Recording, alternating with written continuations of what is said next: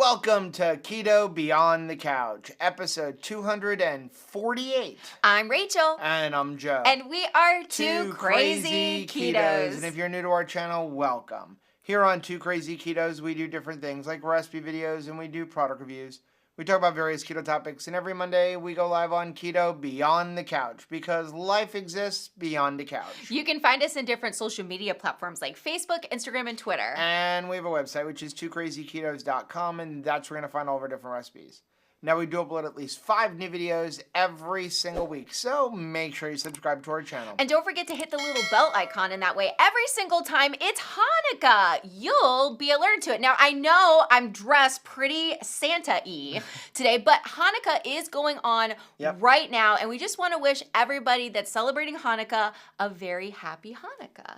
So if you are watching this on Monday at 10 a.m., we are not live. No, we are in a car right now. We're on our way to Miami if you're watching this at 10 a.m. on Monday. So if you're new to our channel, normally Keto Beyond the Couch is live, but we are traveling today and we have to be in Miami by 12 o'clock, really 11:30, and Miami traffic is horrible. It is, and we are at that age where we don't like to cut it close anymore. When we were in... Speak for yourself. Well, when I was in my 20s, I could totally wing it, as Joe loves to tell me. Let's just wing it. I don't wing things. I'm at that age where I'm like, hey, if we need to be somewhere at 10 a.m., you want to get there at 5 a.m.? Because that's not me. I want that buffer zone. Me, if we have to be there at 10 a.m., 9:30 is good. Sweaty armpits. That's what it gives me. So why are you dressed like this? Well, today, which was Saturday, when we're taping this, it's Saturday right now.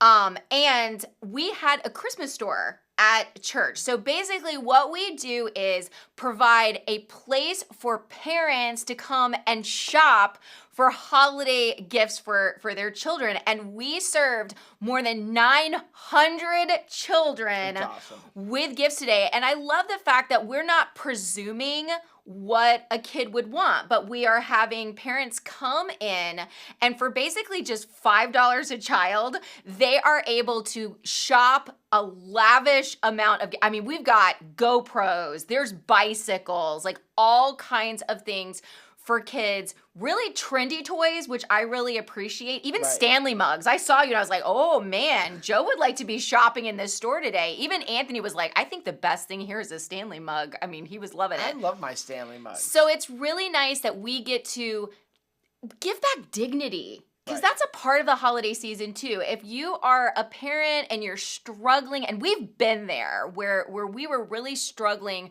to provide a holiday time for our kids and presents for our kids, it's so nice to be able to kind of just steward that day, help parents come in, have a good time, a fun time shopping, wrap their presents, load them into the car, and just really make them feel special. That's so awesome. I love it.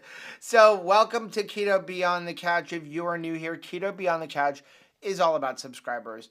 Our channel is all about community, and we like to support people in every way that we possibly can. And one of the ways we like to do that is celebrate wins, answer questions and comments. So we do this every single Monday. Like I said, normally it's live. Today we are pre-recorded, but if you are here at 10 a.m. Eastern time on Monday, we are live down in the chat. Say hi. We're driving down to Miami. Say hi, Rachel. So next week we will be back live at 10 a.m. Eastern time. And while I'm thinking about it, I did want to let you guys know, most likely there will not be a live stream this Thursday because there's probably not going to be great internet on our trip. But we will do our best to get a video up for that day. So, you know, hey, maybe the gods will smile on us and we'll be able to live stream on Thursday, but I really wouldn't count on it. So just look forward to a video on Thursday.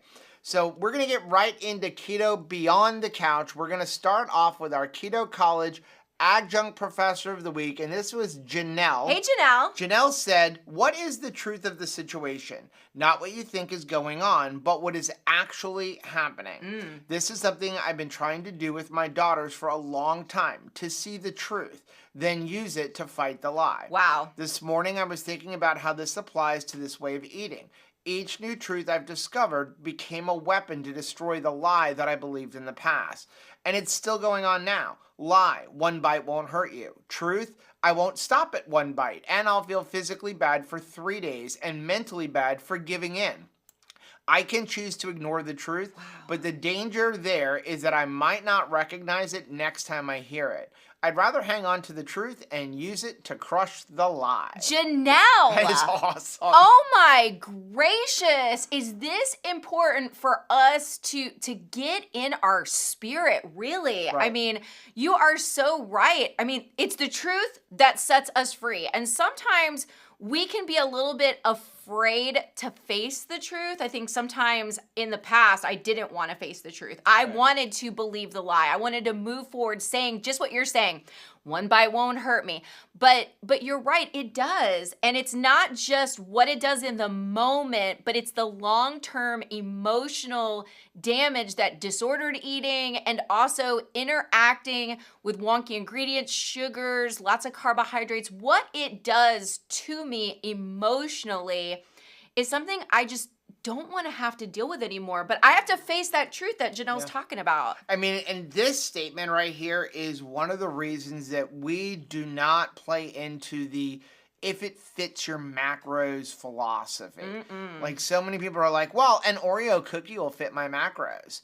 But first of all, we're not going to eat one Oreo cookie. Right. Have you ever eaten one Oreo cookie? Have you ever No. had one potato chip? But what ends up happening is we start convincing ourselves, hey, I can have one bite. It won't hurt me. But for many of us, I'm not going to say all of us, but for many of us, we're not going to stop at that one bite. So I really, really appreciated this. Me too. We're going to move on to our subscriber of the week. It is JJ. Hey, JJ! JJ said the other day I posted a picture of me trying to find some pants that were in my size on clearance, but all the pants were too big. Woohoo! I'd stayed the night at my sister's house, and on the way home, I realized I left my only pair of blue jeans at her house. So today, I had to go shopping for another pair of blue jeans. I was excited to be able to put on a size 38 jeans.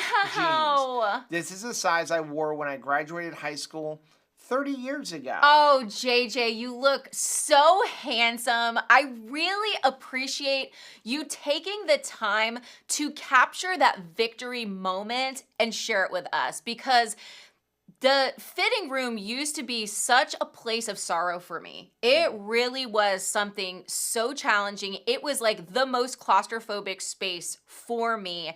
And it was a space where I really felt like a failure. And so an opportunity to take back the fitting room and really have that moment of victory is so precious. And the fact that you chose to share it with us really makes me feel special. Thank you. Now, I want to take this chance right now to encourage you guys to please share your story. Yeah. Your story is so important. It's going to inspire you. It's going to remind you of where you came from. But more importantly, it's going to inspire other people. There is somebody out there right now that is going through exactly what you're going through or what you have gone through, and they think nobody else gets it. And when you share your story, that encourages them to keep going. And your story doesn't have to be, I lost 100 pounds. No. It doesn't even have to be JJ's story of, this is the first time that I fit in jeans that I wore when I was in high school.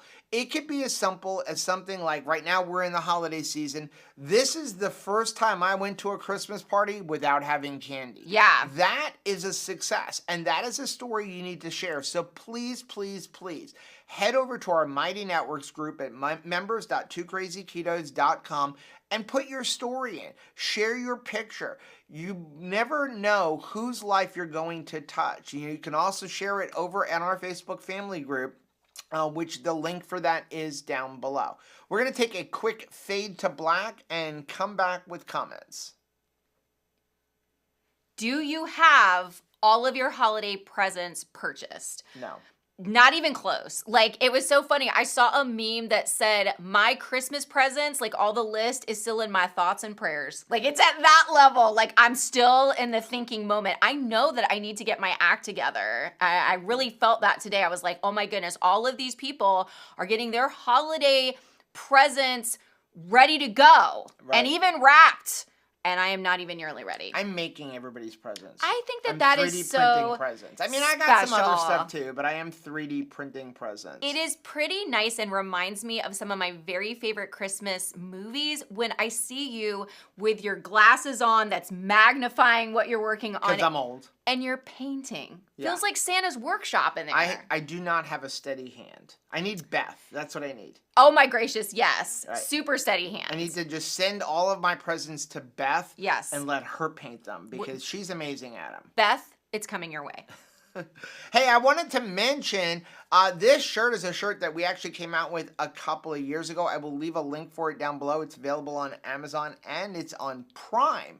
So you can get it within a few days, and it's basically just our logo. It says walking Super around fun. the Christmas tree. Yes, we are every single year. And we're so thankful to go one more round of Christmas tree this year. I just feel like I enjoy the holidays even more than ever before since we started our channel, and we get to share the holidays. Yeah. I love that. So let's get into our first comment from YouTube last week. It's from Pamela. Hi, Pamela. Speaking of sharing stories, she said sharing my pictures was very hard. Joe and Rachel have put themselves out there, so I've decided that I can't help others unless I share. So true. I almost deleted that post multiple times yesterday. I'm glad you shared it so that I can just let it go.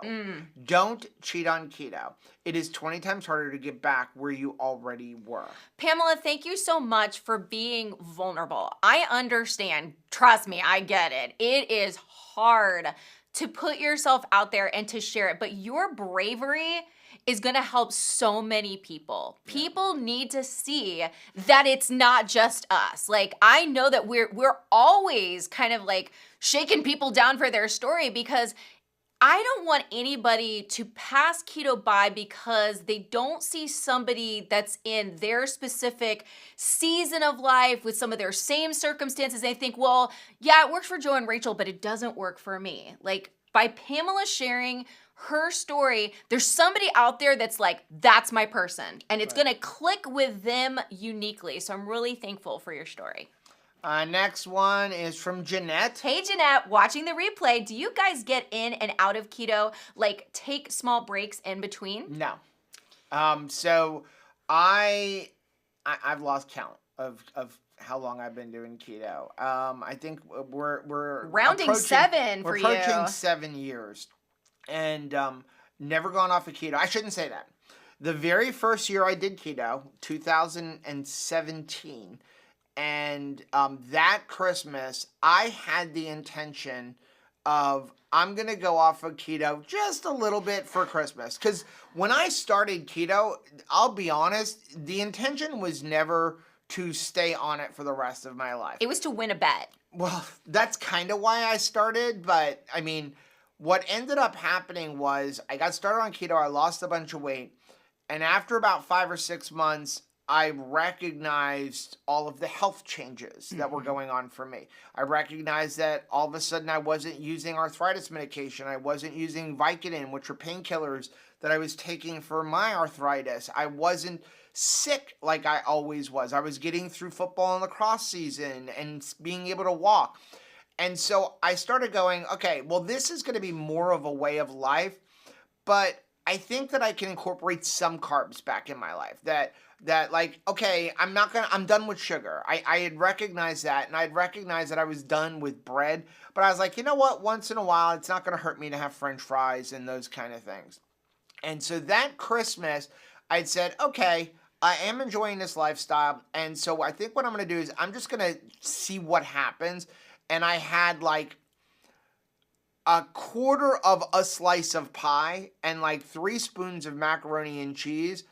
And I was sick for a week. Yeah. And at that point, I decided I would never, ever have it again. And since then, I haven't. I have never had any bread. I haven't had any sugar.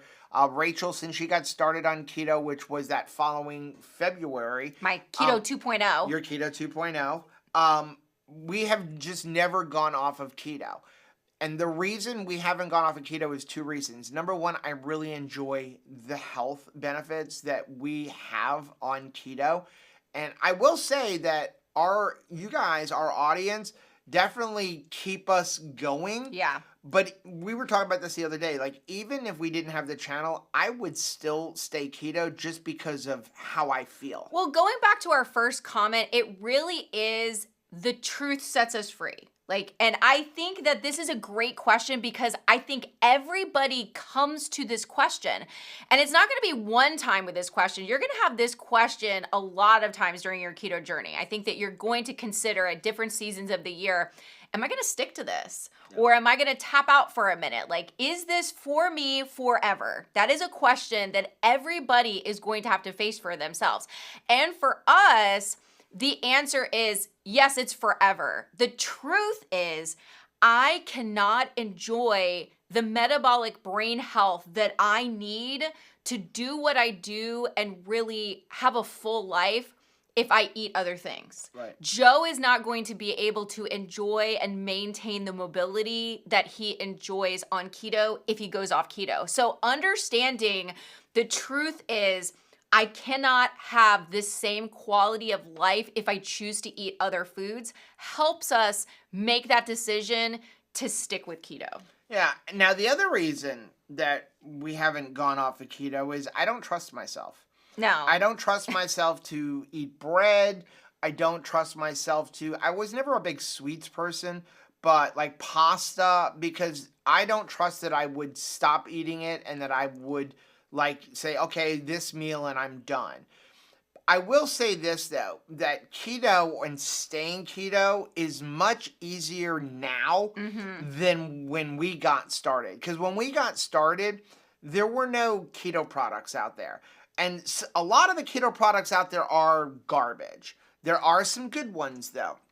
But when we got started, if you wanted a piece of cake, if you wanted a cookie... It's like from scratch. You had to make it yourself. There were no real meal replacement bars out there. You know, you had Quest bars, but they had horrible ingredients. Keto Brick wasn't even a thing yet. No. I mean, I've been using Keto Brick since he was making $30 a month. And, you know, there just wasn't anything out there. So now on keto... if we do feel like, hey, I really would like a little something during the holidays to go along with everybody else, there are a lot of alternatives out there that you can consume, whether you make them yourself or you purchase them, that have clean ingredients and enable you to stay on keto without indulging in sugar and bread and pasta and all that stuff. I think every year it gets more sustainable, which I really do appreciate.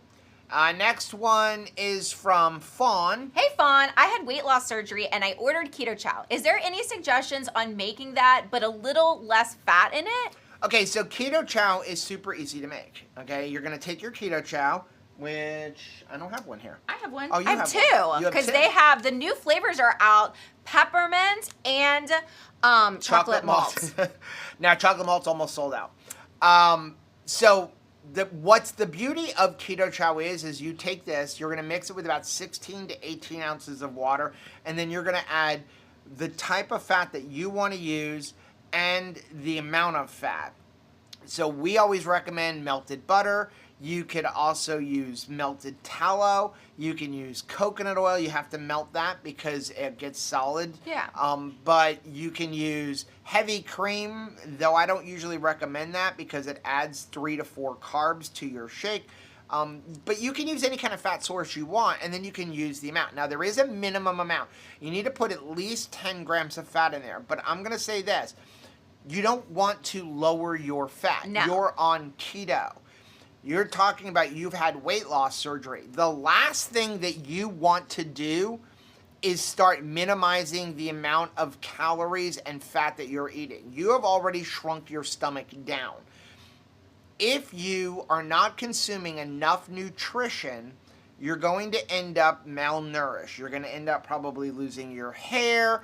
Your nails are going to start getting super brittle. You're going to get really tired because it's very difficult when you've had a weight loss surgery to eat the amount of food that you need. So when you're on keto, the source of energy you have is fat. Right. Because you're not consuming carbohydrates.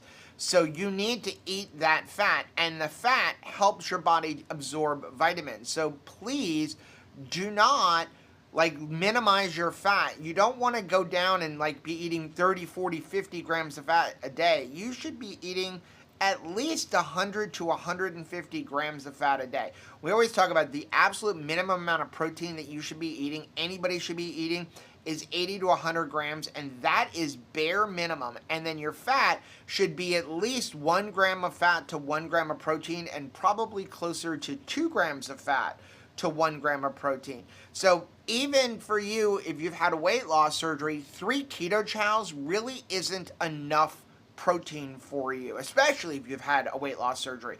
So you need to incorporate some more protein in other places. I mean, you can survive, but you really need to get more protein, and you need to get some more fat in. If you don't, what's going to end up happening is you're going to slow down your metabolism because you're not eating enough food, and then you're probably going to start gaining weight back, very much like Rachel did when she was eating only 500 calories. So don't eat yourself into a corner by undereating. Make sure you're consuming enough. If you're not eating carbohydrates, and you're already not going to be able to eat a big volume of food, you should be losing weight unless you start cheating with some other things, right? But I do like to think about it remember, fat is our fuel. That is our fuel source. And I think about during the holidays, all of the family road trips, and gas is a thing, right? You have to gas up properly. And we've tried to get further on less gas. And what happens? You are just sputtering.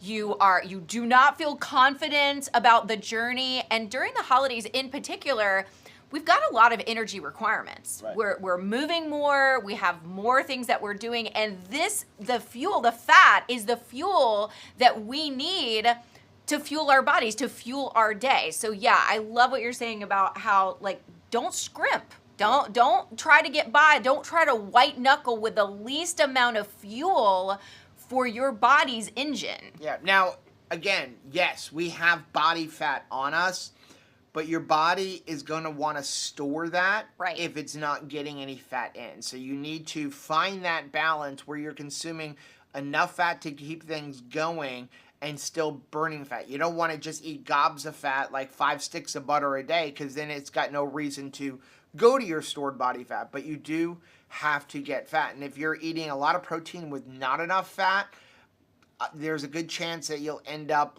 increasing your glucose and having some other issues. So you got to make sure you're getting that balance in. And you know what? Part of that journey is, in order for you to find out what amount of fat is right for you, you really almost have to turn it up higher than you need in order to, and then turn it down. I think a lot of times we're trying to creep it up. Right. And a lot of times I think we short ourselves. Especially in the beginning. Exactly what we need. Next one's from Rachel. Hi, Rachel. Rachel said, I've had a couple of questions about how to know how much to eat.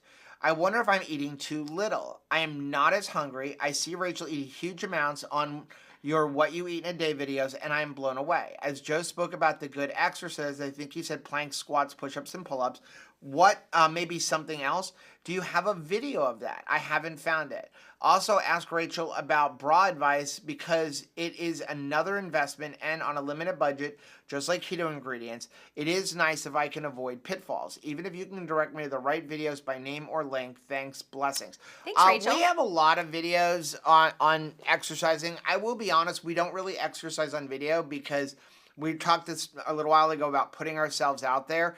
But listen, we already put ourselves out on YouTube, and the hate that we get, the nasty comments, you can only deal with so much. Right. And so when we have put exercise videos out, we've gotten just ridiculous hate.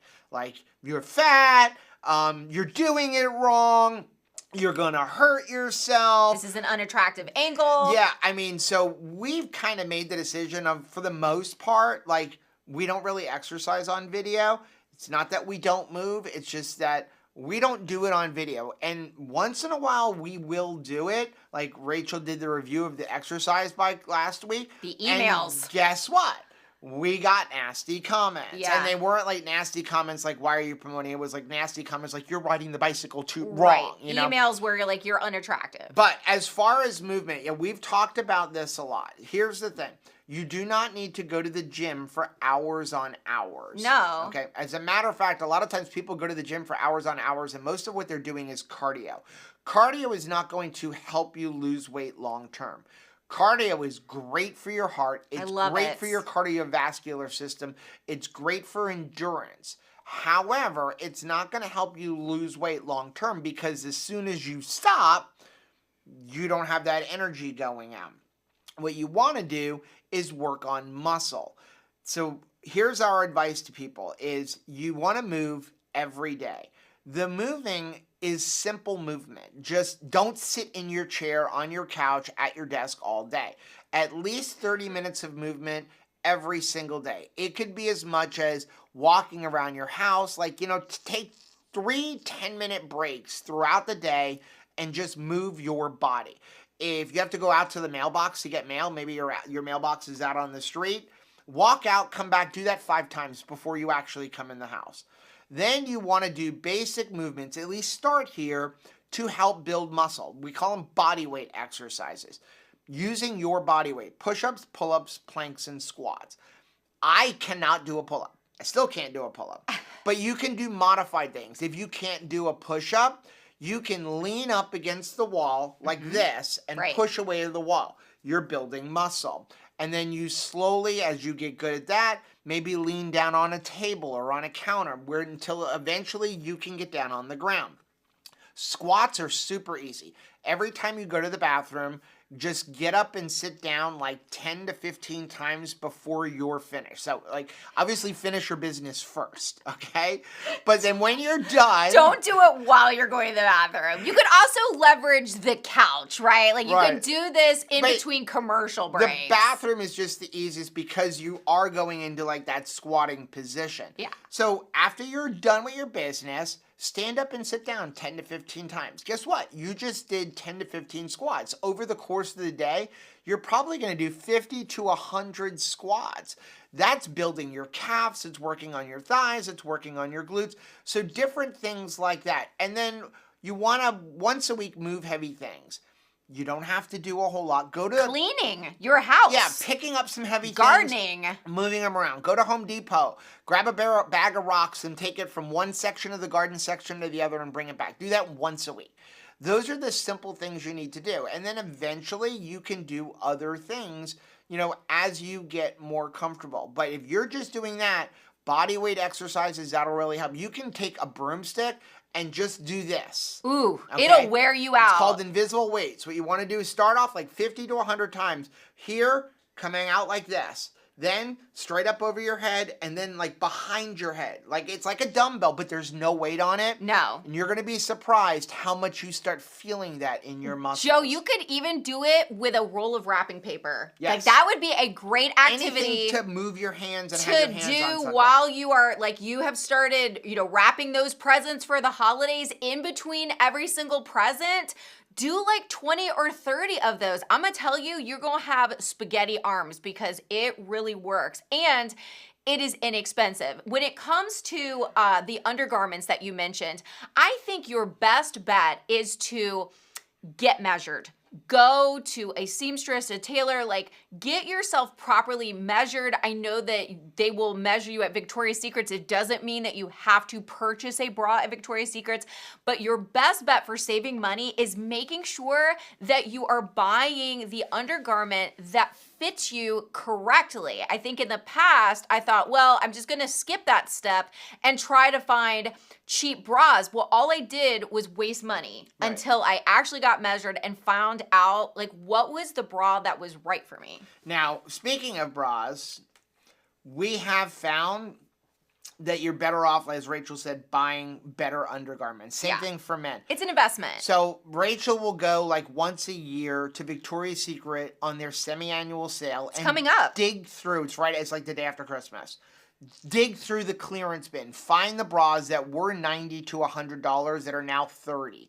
and she'll invest in a couple of those. And that's two things. Number one, you end up with some good undergarments, but number two, it makes you feel good about yourself. It does, because looking good as best as you can look in your clothes, it really does something for you. I think a lot of times, especially for somebody like me who has been morbidly obese really my life long, I didn't appreciate a shape.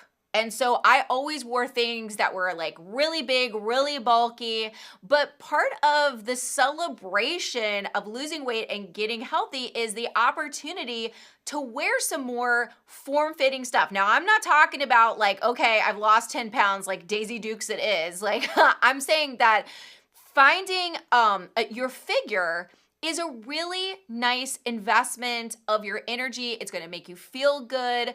It's going to help you too. I found that the right undergarments has helped with my posture, helps my back feel good. It helps my walking. Another great investment is good shoes. We've heard time and time again where people are like, well, what do I buy once I start losing weight? Good shoes, because you're going to be moving more, and that is an investment in your health. And I know money is tight for everybody. Sure. It's definitely tight for us.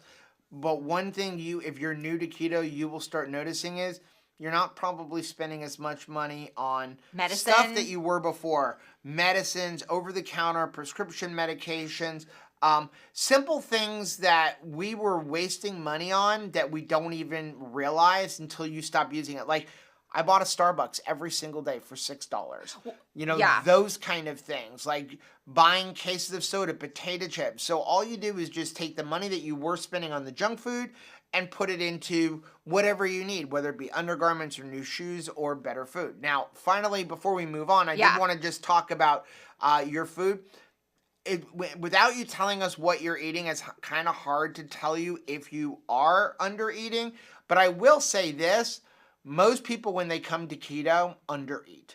Most people, especially women, but men do this too, undereat because they come over to keto with a diet. With the diet mentality, the calories in, calories out. And here's the thing, counting calories doesn't work.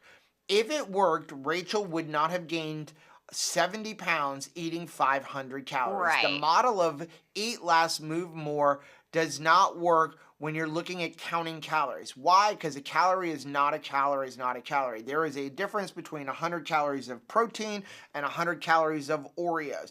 But you get so many people who come in and go, like, I'm going to count calories. I'm only eating 1,100 calories a day. But what do those 1,100 calories consist of? So most people are under eating. And that's what ends up happening and why we end up in stalls. You show me somebody who comes and says, hey, I lost 25 pounds on keto in the first 2 months or the first month, and I'm going to show you somebody who chances are they're not eating enough food. And myself included. Mm-hmm. I got started on keto, came in with the diet mentality. I did lose 25 pounds in the first 30 days, but then I hit a massive stall because I was under eating.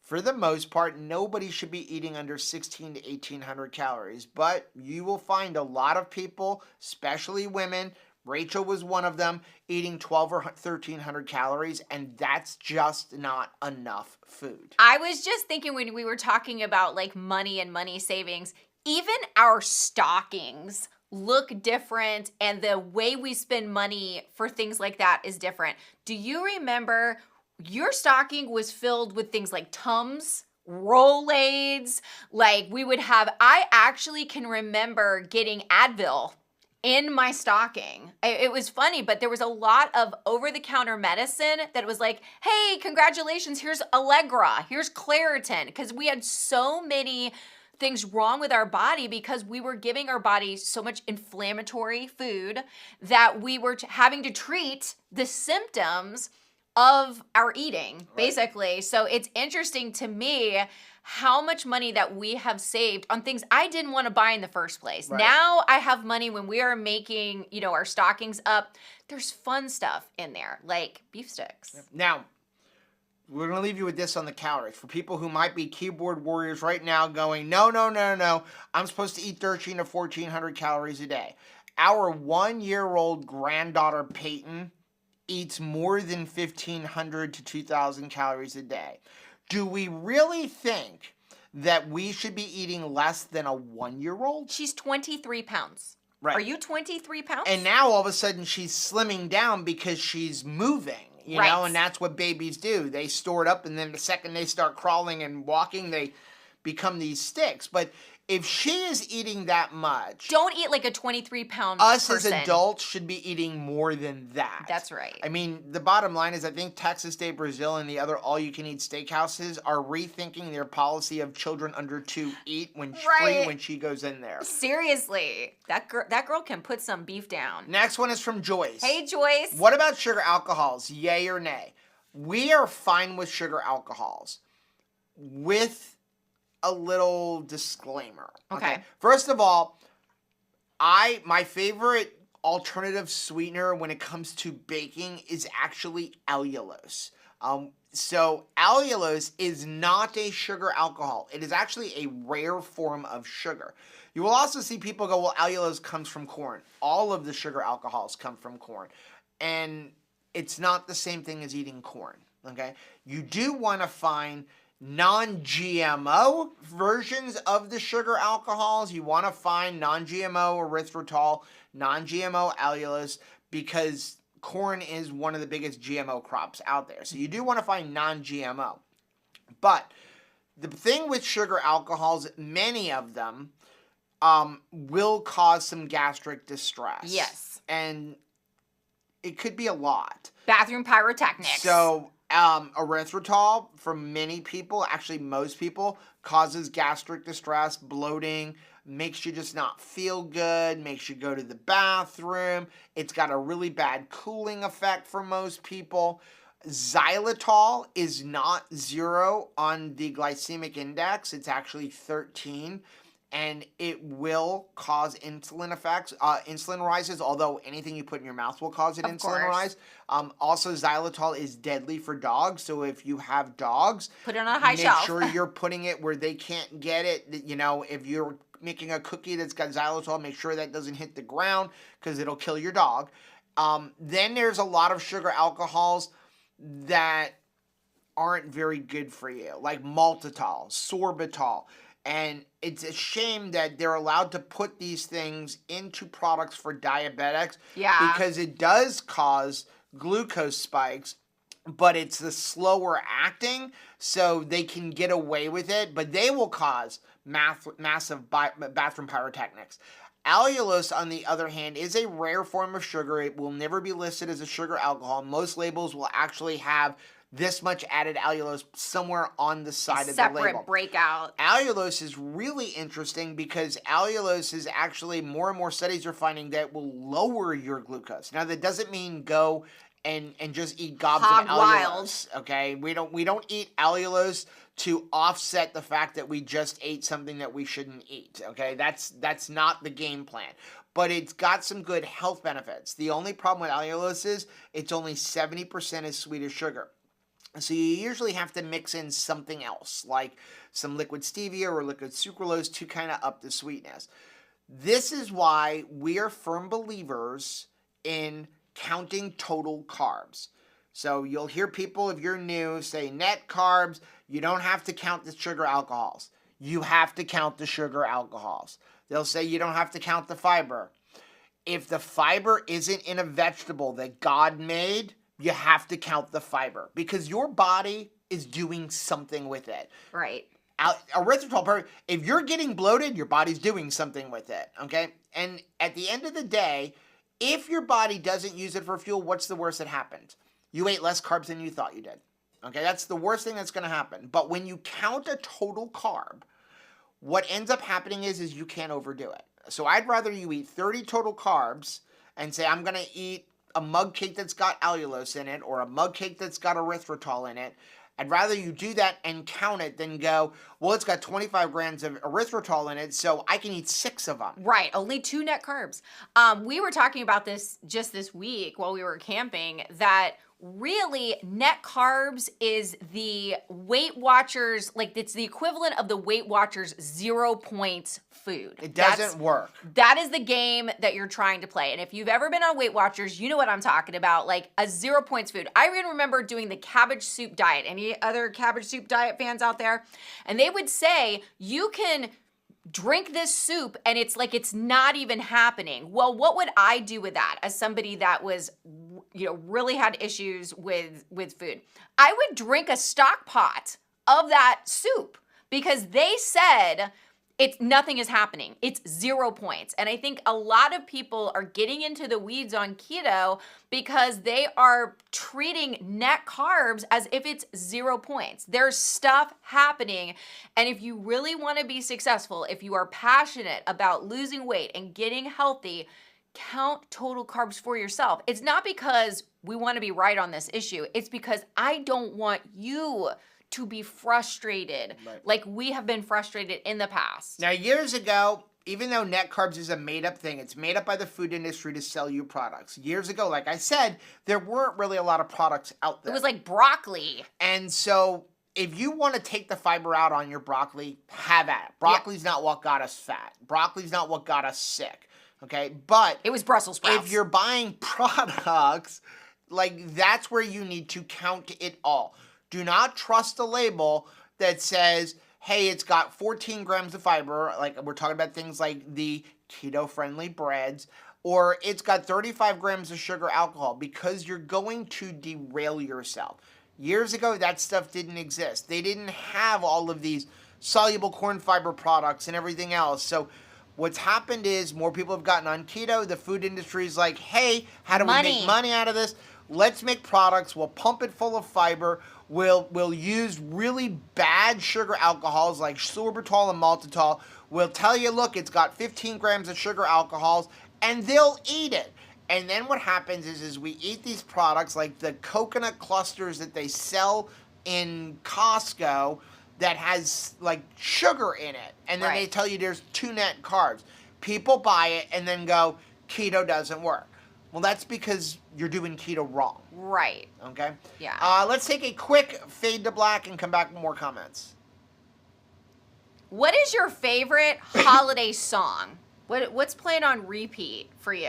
I mean, I like Jingle Bell Rock. That's Grandma definitely... got ran over by the reindeer. My mother absolutely, passionately cannot stand that. Oh, and now we're going to sing it on Christmas. The first year when my Caleb was born, we thought it would be so cute and funny, since she was like a brand new grandma, to get her a little reindeer that was like one of those, animatronic ones, push it, and it was like, grandma got run over by a reindeer. And she was like, what is this, a death wish? Like, I do not like this song. I'm getting her one of those dolls that sings it. Don't do Actually, it, Joe. My favorite song is Mary Did You Know? Really? Yes, that is my favorite song. Wow. Well, it's good, but that's not my favorite. That's not, what's your favorite? I like a lot of different I don't even know if ones. that's the name of it, but I'm sure everybody knows. It is. Mary I Did You am Know? horrible with names of songs, names of artists, all of that. I grew up in the 90s, so definitely Christmas does not begin until like All I Want for Christmas Is You. I also love listening to Mannheim Steamroller. Oh, yes. Okay. Amazing. Next comment's from Mary. Hey, Mary. How much melted butter to make a keto chow? So we talked about this a little while ago. For us, and this is where I always recommend, I think keto chow tastes the best, and it's where you get the biggest benefit, is a minimum of 3 to 4 tablespoons of melted butter, or 3 to 4 ounces of heavy cream, or something equivalent. Essentially, you want your shake to be 400 calories or higher. Why? Because it's a meal. Right. Don't use keto chow as a snack. Even if you're making it as an ice cream, it's a meal. Now, what we'll do is we will make it as an ice cream, which I think I want a chocolate malt ice cream tonight. I know, that does sound really good. We'll have it as part of our dinner, and we'll split one, but it is a meal. You're not supposed to be taking keto chow and drinking it as a midday snack with, 10 grams of fat to get the vitamins. It's a meal. people say, well, keto chow is expensive at $5.50 or whatever it is for the individual packs. But when you use our link, you get 10% off. We always get it in the big bag, so I know it's much cheaper. But here's the thing. At $5.50, add 50 cents for the butter to give yourself a meal. That's $6. Can you go out to eat on $6? It's challenging now. It's kind of expensive. I mean, a Big Mac meal I think is like up over $10 now. I was talking to Mommy this week about how she remembers that you used to even be able to get Whoppers for $5. Like it was like a dollar on Sundays. There's no dollar menu in the fast food restaurants. It's really, really challenging to be able to leverage that for a cheap meal. So like I almost will buy a pack of hot dogs and wind up saving money, doing that than trying to leverage fast food. Yeah, so the bottom line is keto chow is supposed to be a meal, so therefore it should be at least 400 to 500, maybe even 600 calories. And also, if you're cutting way back on the amount of fat, you're going to get hungry quicker. Right. Okay, so it's going to taste better, it's going to be thicker, and it's going to satiate you longer when you have fat in there. Now, I'm not saying to drink 1,000-calorie keto chow, but now, I shouldn't say that. If you just had dental surgery, a 700, like when I had all my dental surgery a couple years ago and I couldn't eat any whole foods for like almost 6 weeks, my keto chows were about 700 to 800 calories. Made pudding with it. With keto chow and eggs. So, but that's the best amount. To me, 3 to 4, probably closer to 4. Mine are usually like 5 tablespoons of melted butter. Rachel's are 3 to 4 tablespoons. Remember that protein gets you full at mealtime, but it is the fat that keeps you full between meals. So you don't want to just get full at mealtime and then have to white knuckle the rest of your day. You want to feel satiated in between meals. Next one's from Tony. Hey, Tony. I would like to put some meat sticks or jerky in my husband's stocking. Looking for something different or just something that you have tried that is phenomenal. So if you don't want to make anything, I'm going to tell you to make your own. Okay? I don't know if you have a dehydrator or not, but this is for everybody. Make our carnivore chips, which you can just take thin sliced meat and put it in there. You can make Rachel's meat thins. My favorite. They may crush a little bit putting in the stocking. You can make your own beef jerky, but if you're going to buy stuff. Bacon jerky? I make bacon jerky. Oh my gosh. Your husband's going to love you. You make bacon jerky. You're making like basically bacon, but it's like the jerky consistency and you can take it to work and it doesn't have to be, it's the best. And then you can put take the G. Hughes flavorings. Like they have the sauces, the wing sauces, and you just kind of brush a little bit on there. But you put them in the oven, and now you've got like this sweet candy. You can even do chocolate-covered bacon. Yes, you can. Right? Get some keto-friendly chocolate, melted. Now we're going to do that. So if you're going to buy, buy carnivore chips. Mm-hmm. We have a discount link down below. You mean carnivore crisps? Carnivore crisps. Chips is what you make. Right. Carnivore crisp, which is basically the store-bought version of what I make. Meat sticks, I really like if you have a membership for Sam's Club. They may even have it, not Sam's Club, Costco, but I think they have it in some of the other ones like Archer Farms. Archer meat Farms sticks. is delicious. And they sell the mini ones. Chomps beef sticks. Most meat sticks, just look at the ingredients. If they're 1 carb or less, you're really good. Like avoid the ones that are like maple sugar flavored and those kind of things. Yeah. But any of that kind of stuff, like I love Slim Jims, things like that. I mean, we were gone this weekend. Like every night I get, it's not the cleanest, but they're filling and they're great, I don't even know who makes it. It's like a Slim Jim, but it's like a Slim Jim and a slice of cheese and a Slim Jim and a slice of cheese. Oh, yeah. They're normally in the refrigerated section of gas stations. Well, even some of the like grocery stores like Aldi have their own generic line of different meat, chips and thins and sticks. I even like the biltong that they sell at Aldi. Yeah. And it's very inexpensive. Again, check the ingredients in any product line because you may find, original flavor or some flavor where perfect ingredients and then they'll have like a barbecue that has sugar in it. So you always want to just make sure that when you find a product line that you like, that you check all of the different flavors to see if the ingredients are right for you. Yeah. Now, if you don't want meat, you want something else. Pork and good pork rinds. That's a really good thing, So there's a lot of different options out there. Get some macadamia nuts, get some pili nuts, different things like that. Okay, macadamia nuts in my They stocking. will not be in your stocking. They're pretty special though. Like that is something that I feel like even before keto, if somebody gave you macadamia nuts, we're like, whoa. What was that movie? This is with special. Nicolas Cage where they won the lottery. Oh right. It could happen to you. It could happen to you, right? Remember that was Yeah. her whole thing, was eating the macadamia Right, nuts. right. Next one's from Jessica. Hey, Jessica. I bought some shabu shabu from Costco for my new 10-tray dehydrator. And I did Nice. some meat chips last weekend. It was good, but there were some parts that seemed too hard to chew. So I need to adjust time and maybe temperature for next batch. I think I did them at 165 degrees for 5 hours. Anyone tried using shabu shabu? What do you recommend for temperature and time? I have the Kasori 10 tray and it only goes to 165. Yeah, you don't want to go higher. Dehydrator should not go over 156 to 165. Like some of them are 156 or 159, some are 165. You don't want to go higher than that, otherwise you're going to burn it. So every store slices shabu shabu a little bit differently. If it's thicker, if it's not like a potato chip type consistency, if it's still chewy, keep it going for an extra hour or two. Just be aware when you first take it out of the dehydrator and it's still warm, it will be soft. Right. So if you take it out, let it cool down a little bit. If it's still chewy, like jerky, put it back in there. You're not going to hurt it to put it back in there. If you slice it super thin, like what we do with our own meat slicer at like 1 to 1.5 millimeters, it's about 4 hours. But something a little bit thicker, like shabu shabu, depending on the store, you might have to let it go for 5 or even 6 hours. Another little tip, if you don't have a meat slicer and you have access to shabu shabu, take it. If you want it thinner, put it down on your counter like some parchment paper. Put another piece of parchment paper over the top, rolling pin, roll it thinner. Yeah, it's still pliable. Next one is from Gina. Hey Gina, heads up friends, if you use Swerve Confectioner Sweetener, they changed their ingredients. They added tapioca starch. Thank you so much for that reminder. A lot of times we come to trust certain products and we kind of take for granted that there's no news.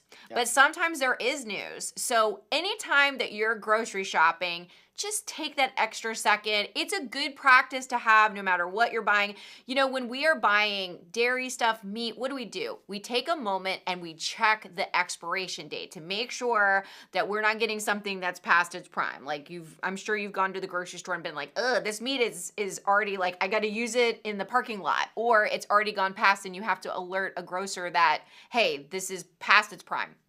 It's the same thing with ingredients. Take a moment to stop what you're doing, turn it over, and give it a quick glance. And just make sure that that product that you've come to know and trust is still the same product that you know and you've come to trust. Yeah, companies do change ingredients all the time, especially if they got bought out by another company. Or they're just trying to cut costs. To cut corners, and that unfortunately is what happens.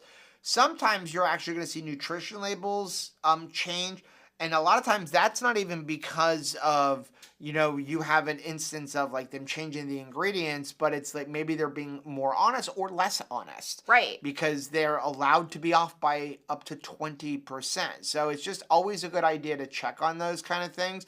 While we're talking about Swerve, I did want to mention something because we got a nasty comment the other day about sucralose and the fact that it's in some of the products that we consume. And they're like, sucralose causes cancer, which I've never seen a study for this, and that sucralose reacts in your body just like regular sugar.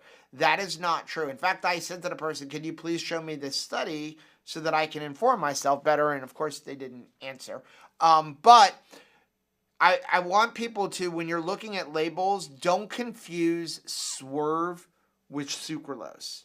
Okay, Swerve is a brand. Right. Swerve became popular, not Swerve, I'm sorry, Splenda. Okay. Don't confuse Splenda with sucralose. Splenda is a brand. Splenda, when they first came out, they were popular because it was an alternative sugar that you could measure cup for cup. And they use sucralose as the sweetener. But sucralose is 600 times sweeter than sugar, so it is a minute amount. So in order to make it measured cup for cup with regular sugar for your baking, they have to put a filler in, like tapioca starch and Swerve. What they use is maltodextrin and dextrose. That is actually worse than sugar. Right. But it's not the sucralose that's the problem, it's the other stuff. That's why we use liquid sucralose, because liquid sucralose is just sucralose which has been diluted in water. And usually it's a 25% mixture, so 25% sucralose to 75% water. And 2 drops is equivalent to 2 teaspoons of sugar. It's hard to wrap your mind around how tiny of an amount. I mean, we're talking like the tip of a pin, a toothpick. Yeah, you can't even realize how small it is. And I just want to say that if you're intending to email us that we need to take a long walk off a short pier, we're not gonna. Yep. We're not going to do that. Yeah, and you see this also with Swerve. So, and that's why I wanted to bring it up, because Swerve is a brand.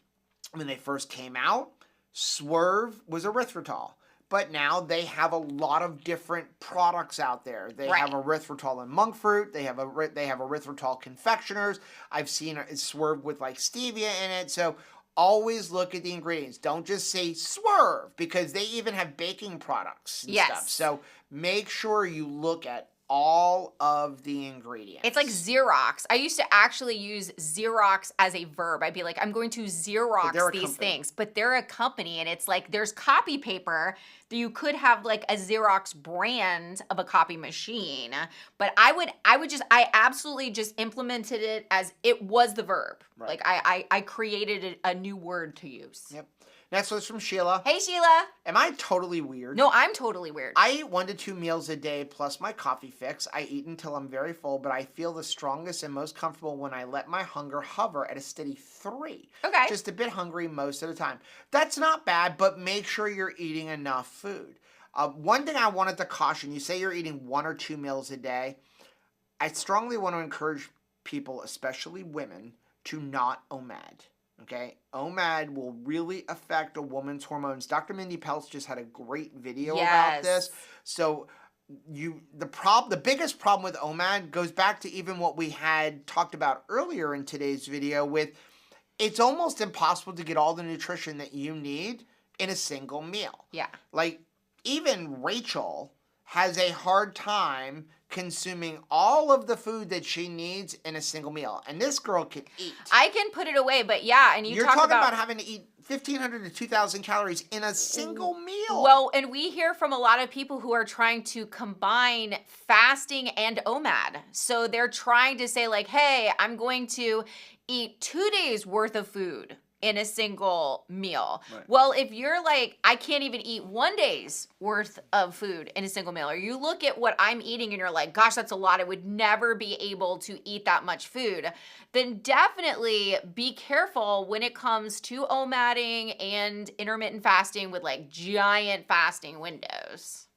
Next one is from Alyssa. Hey, Alyssa. So I'm finally back on track. It's been months of carb creep, and even though I wasn't eating anything super bad, the carb count was too high.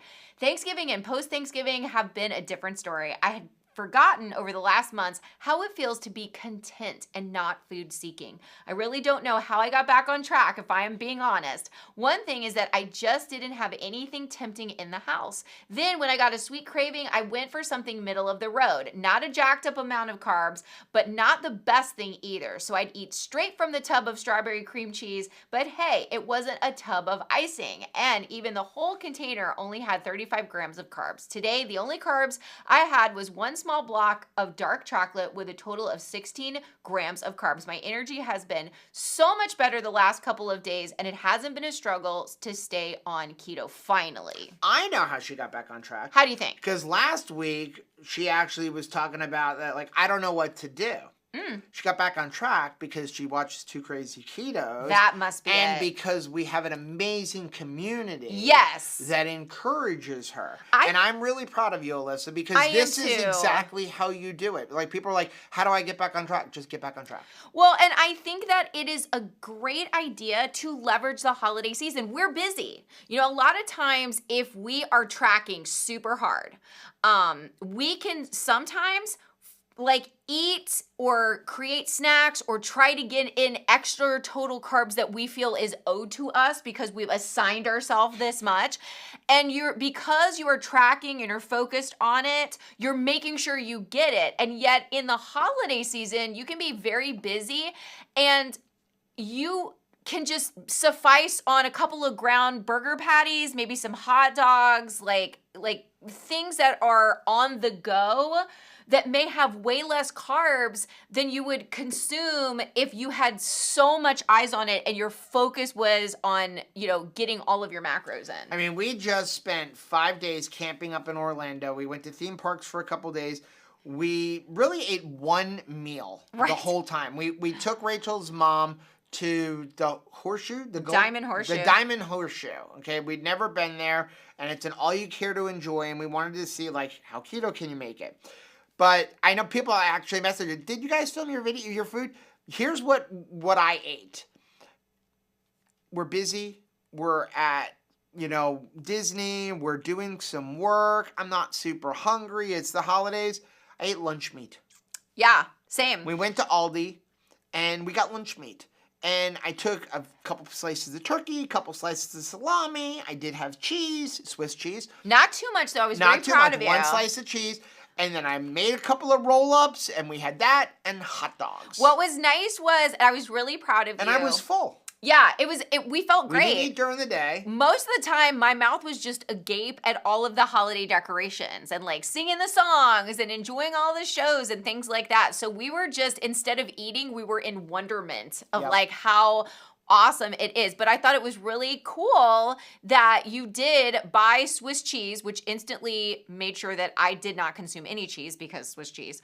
But you came home with cheese. You bought one bag of cheese and you came home with cheese in that container. And I thought that was a high five worthy. Thank you. For a week.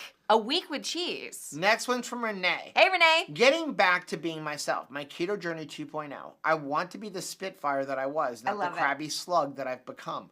Sugar is my enemy. It does suck the life out of me. I'm not going to stop this time. Eat meat, lift heavy things, love Jesus. Wow, what a great reminder. And it brings us back full circle to our first comment talking about what is the truth. And sometimes I have to face the truth that even if I want carbs, that's the truth. Sometimes I just want a copious amount of nuts, right? I want a bunch of like strawberries. I want desserts that may be really creeping up with the carbs. I may want that, but that's going to make me feel sluggish. It's not going to make me feel my best Rachel self. And right now, during the holiday season, I don't want to miss a thing. I don't want to feel bad. I don't want to feel bloated. I don't want any kind of brain fog. I want to feel fully present and enjoy my family, my friends, and all of these special holiday moments. So the truth is, I need to be careful and maybe more strict than even the rest of the year if I want to feel my best, and I do. Next one's from Alexandria. Hey, Alexandria, do you dilute the liquid sucralose 25% even further into your dropper bottle or no? I can't remember what the video said. So no, we don't. You can. But we don't. So I will leave a link for the liquid sucralose we use down below. What we do is we get some dropper bottles on Amazon. Tiny little nozzles. And then we basically just put the big bottle into there because you will find liquid sucralose will get like crystallization up on the top. And so what we do is we just put it in a little bottle because now that becomes more portable and it's easier to control because they're like little tiny drops. And just like, again, it's so one or sweet. 2 drops is more than enough because it's 600 times sweeter than sugar. But we do not dilute it anymore. Yeah. I actually used to make my own where I would get pure granular sucralose and then dilute it myself. Let them do the hard work. It's too much work. and it doesn't save you that much money, maybe $1 or $2, and you're tasting sweet things for days because like I cannot explain how little sucralose is in products. How much, Yes. like, again, like, there's that study that talks about sucralose being bad for your gut biome, and it's so flawed. Right. Because that study was done on rats.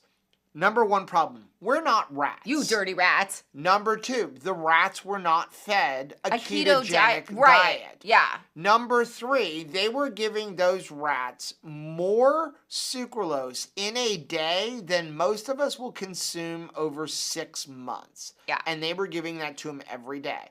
Well, I got news for you. If you give me 600 times the amount of beef that I'm supposed to eat every single day, I'm going to get sick. Yeah. And it's beef. Right. That there will be adverse effects. I know. If you're picturing in your mind like doling out sucralose like by a spoonful, you can't measure it. You can't measure it. You need to be thinking of like, what is like the very tiny tip? Ooh, that's too much. I need to back it up. The tiniest tiny tip of your mechanical pencil is probably more sucralose than you realize. Right. Like it's crazy.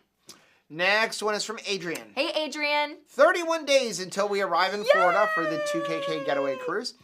Question, experienced people, should we buy internet? Do we have to buy it for both of us? When you're talking about a cruise. This is a great question, and I know it's for the 2KK cruise, but a lot of people might be going on the low-carb cruise. You get the low-carb cruise What coming should I buy? And so you're having sales right now with the cruise lines, whether it be Royal Caribbean or other ones.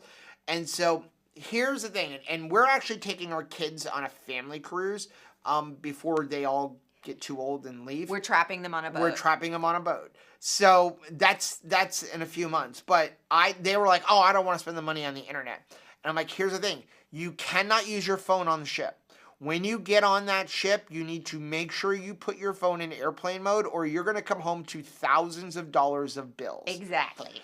In some ports, you can turn it back on depending on your carrier when you're in port. Like when we went to Cozumel, like in Cozumel, you could turn it on. When we were in Costa Maya, you could turn it on. But the second you get back on the ship, you got to turn it off because roaming international, none of that applies to cell phones when you're on a cruise. So if you want to be able to make any phone calls, if you want to be able to text people, if you want to check email or anything like that, I would suggest getting the internet package. It's not the greatest. Sometimes it's really good. Sometimes it can be spotty. Like we've had times where it was like amazing, and then we've had times where 14 like, hours for an stinks, upload. You know, but if you're looking at text, make phone calls, those kind of things, it is pretty good. Most Royal Caribbean switching over most of their ships to Starlink. That makes it even better, and the service is getting better and better.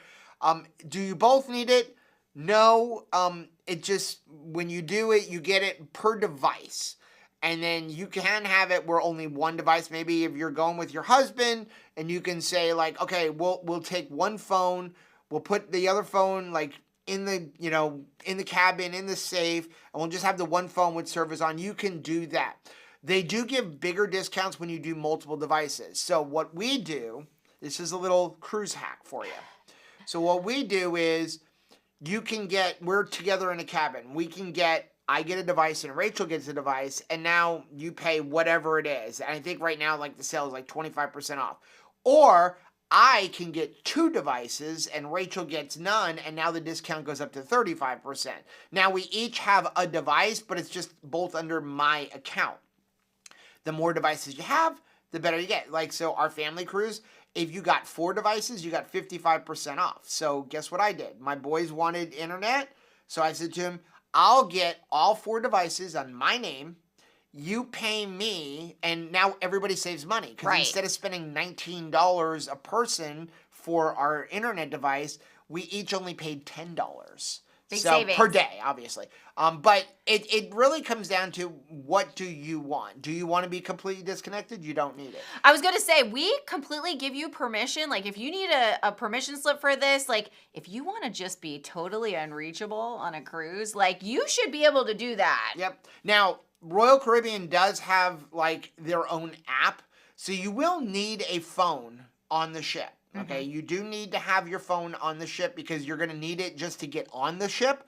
And then they give you all your activities. You can connect to their Wi-Fi, but it's basically only for that. And there is a messaging service like within the ship. So once we get on the ship, we're going to basically invite everybody that's in the Two Crazy Ketos group so that if you don't have text messages, like you can see it within the Royal Caribbean app. We are working with them right now to get a meeting room for the very first day. Yay! From like, I think they're working on from like 2 o'clock to like 4:30, where we can all just kind of get together before the ship takes off in case anybody wants to go to the sail away party. And we got a couple See little one goodie another. bags and say hello. And then, again, we're going to be all over the ship, whatever people want to do. And then the goal is everybody just eat together, like for dinner, and then, we can just hang out whenever. I love it. But we'll have to message somehow, so we'll just use the Royal Caribbean app. Next one is from Sandra. Hey Sandra, my husband wants to start making sausage. Can anyone recommend any good sausage makers and machines? Okay, so I will leave a link down below for the ones that I like. What you want to do, we have a couple of videos on making sausage. I love making my own sausage. I love our hot dog recipe. So if you're not going to make a lot, you can use a KitchenAid attachment. But I always like to tell people be careful with that because you can burn out your motor because it's not designed to make a lot. It's going to be very slow going.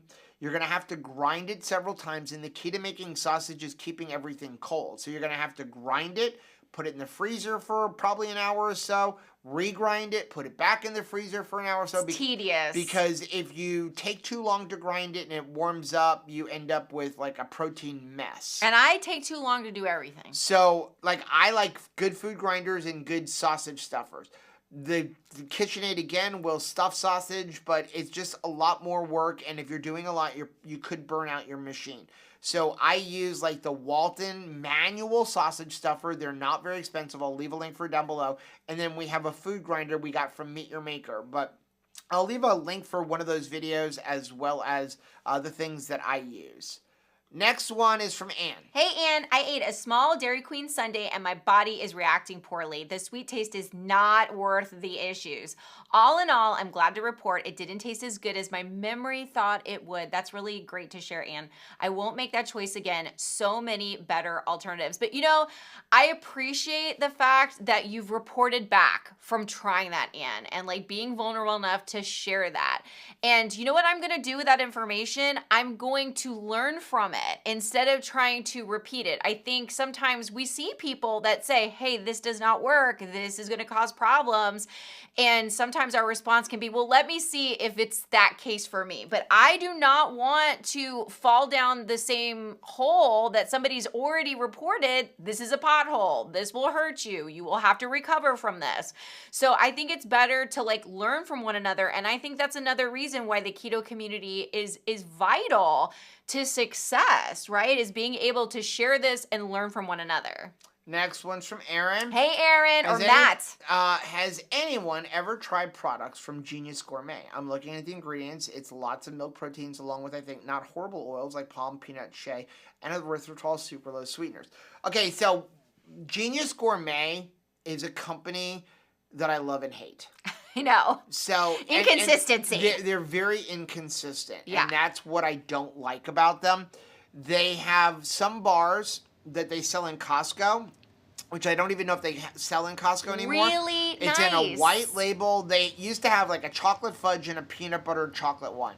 Very good, very clean ingredients, very low in total carbs. I want to say it was like 8 or 9 total carbs in a bar, and it was like dessert. Yeah. It was really good.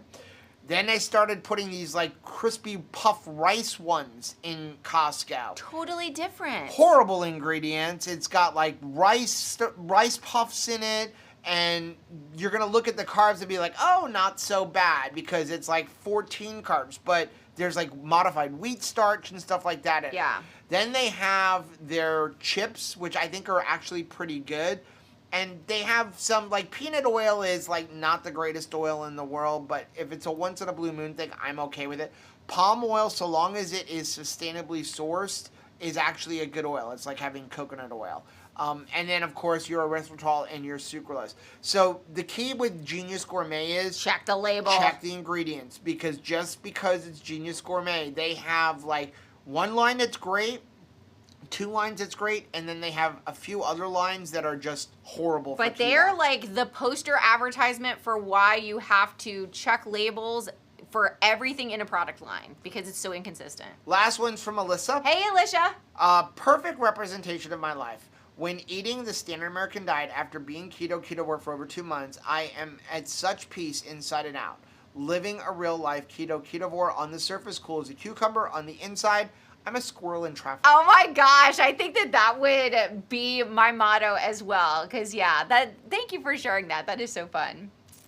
Well, that is going to be Keto Beyond the Couch this week. We really appreciate you guys for joining us. I'm sorry that we are not live. Don't forget, we probably will not be live this Thursday, but we will be live next week. Now, please, once again, make sure you're sharing your story. If you haven't already done so, head over to Mighty Networks, members.2crazyketos.com. It is completely free. Sign up and share your story. Have a great week, guys. Bye.